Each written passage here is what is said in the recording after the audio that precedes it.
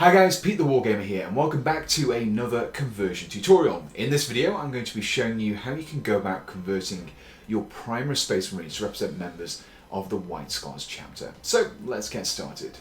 So before we begin the conversion, let's talk about the aesthetics of the White Scars. Now they're very much based on medieval Mongolian knights, and by looking at some source photos of those, you'll see a lot of furs, leather, and also top knots, which thankfully when it comes to 40k and Space Marines, there is pretty much a ready-made set of components. And those components are of course from the Space Wolf kits.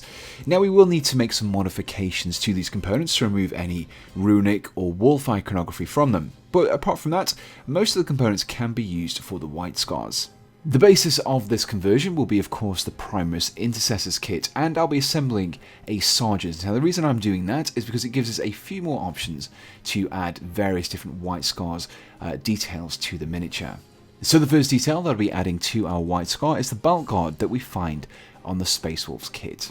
The detail that we're trying to emulate here is the large belt buckles you actually see on the Horus Heresy era White Scars, and this component will do nicely, but before we can actually use it we first of all need to remove some of the wolf iconography.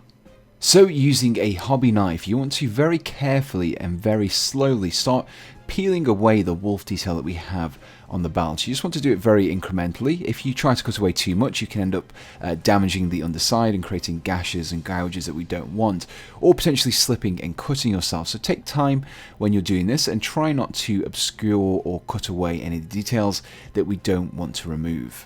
Once you've cut away the detail, use the flat side of the blade or a hobby file to smooth out the area. In addition to removing the wolf iconography from the belt buckle, you'll also need to clip away the runestone that's dangling from the belt. To remove this, I used some hobby clippers and just simply trimmed the area, and also used a flat side of the blade just to neaten it up a little as well. So as the component stands, it won't quite fit onto the buckle of the Primaris Marines as it was designed for the smaller regular Marines. So to get around this, you will need to trim away the belt buckle from the Primaris body. Just be very careful with the blade again, just trim away slowly and try not to cut yourself with the blade either. If you don't feel comfortable using a blade like this, you could instead use a flat-sided hobby file.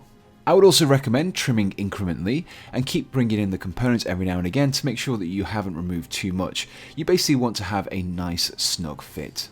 Once you are happy with the fit, you can then go ahead and assemble the torso and also the legs of your Primaris.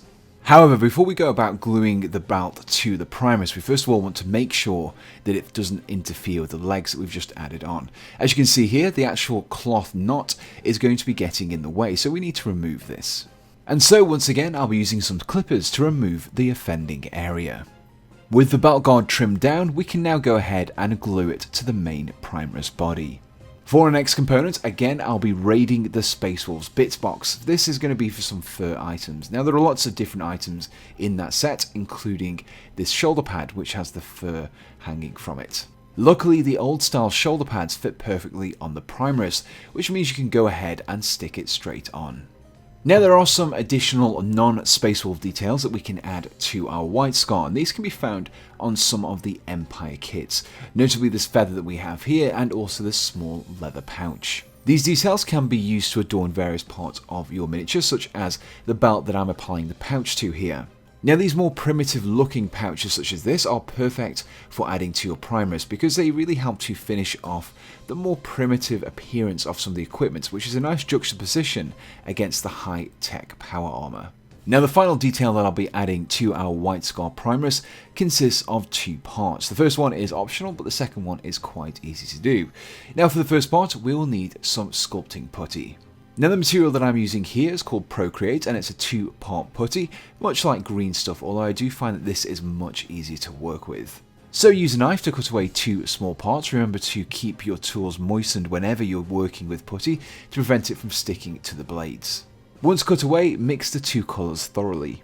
Once the putty has been thoroughly mixed, you then want to carefully pull and twist the putty until you get a thin string-like substance. Once you have pulled apart the string, you then want to make a cut of roughly 2 to 3 centimeters in length. Once you have cut your putty to length, use a moistened brush to pick up the piece and apply it to the head of your Space Marine. Ideally, you want to place this piece to the side of the mouth. With the putty placed, you'll then want to blend the moustache into the upper lip. You can do this by using the moistened brush again. You want to very carefully and very gently shape the putty so that it curves over the upper lip. Once you are happy with the placement, you can cut down the length of the moustache if you want to using a sharp hobby knife, and then you can use your brush again just to remove any potential finger marks that may have been applied when you attached the putty to the head. So the second half of this modification involves adding a top knot to our Space Marine head. Now you can apply this regardless of whether or not you're using a helmeted or a bare head. Now the top knot that I'll be using for this conversion can be found on the Space Wolf sprue. However, there are others that you can use as well, such as those in the Chaos Warrior kits as well. Now you want to remove this from the head using a sharp knife, and the reason I'm using a knife is because it gives us a much cleaner cut than if we'd use some clippers. If needed, you can then flatten out the bottom of the top knot on a flat hobby file. Once you have flattened out the base of your top knot, you can then go ahead and glue it to your head. Now I would recommend allowing that putty on the face to dry if you've gone down that route, as you don't want to accidentally press on it or knock it off when you come to glue on the top knot. And so that leaves us with one more thing to do, and that is to glue our head to the body of our Primaris White Scar. And here we have the fully assembled White Scar. Now whilst I've used the Intercessor kit as the basis of this tutorial, you could apply the same conversions to other Primaris miniatures as well. Additionally, whilst I've applied quite a few conversions to a single miniature, this wouldn't be necessary across a larger squad. You could still create an interesting looking unit of miniatures by only applying a single conversion to each one. Personally, I would only apply this level of conversion to HQ units or unit leaders. Now before we finish off, I just want to say a huge thank you to Alchemist Workshops for sponsoring this video. If you're looking for up to 25% off the RRP of Games Workshop products, you should definitely check those guys out, and I'll include a link to them in the description below. And so that concludes this video on converting Primaris Space Marines to represent members of the White Scars chapter. If you enjoyed this video, do let me know in the comments below, along with your suggestions on other chapters you would like to see me tackle in this way, maybe even some loyalist versions of the Traitor Legions. Now, if you're interested in supporting me in making these videos, you can do so by checking out my Patreon page. From there, you can donate to me from as little as $1 a month, which just really helps me in producing future content. So the only thing left to say is thanks for watching, and goodbye.